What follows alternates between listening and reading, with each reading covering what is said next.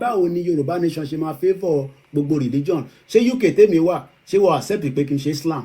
Wọ́n accept kí n ṣe Islam, mo tún ṣe ọmọ babaláwo, ṣe mọ̀ pé àwọn èèyàn wọ́n dífá nílùú yìí. Wọ́n ṣe sọ pé ìlú yìí o Christian country ni o ò lè dífá o. Wọ́n máa ṣọdún ọdún ìṣẹ̀ṣe ní ọ̀dà pé mo rí lọ́dọ̀ sister mi. Wọ́n tó gbàgbọ́ nínú Christian, Islam, anything, and they are fighting for the people of Ogoniland. So ẹ má mú ọ̀rọ̀ religion wá sí bíbá. Ìbíbá yóò ń ṣọ̀rọ̀ ìṣẹ̀ṣe la máa ṣe nílẹ̀ lámádélẹ̀ Yorùbá o. Ẹ má wà ignorant, okay? O dẹ̀ lè wò lọ sí Amẹ́ríkà, wọ́n bí dá díẹ̀ dá kó lọ bú Christianity. O bí dá díẹ̀ dá kó bú Islam. O dẹ̀ lè bú any. Ìyà tí ń jẹ wá lóde location náà ó pọ̀ jù. Ẹ jẹ́ ká fi mọ̀ ṣọ̀kan. Ẹ má jẹ́ ká lo sentimental kódà.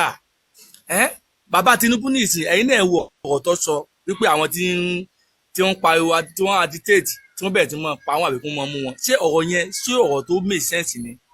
A sì gbọ́ pé òun náà ti sọ ní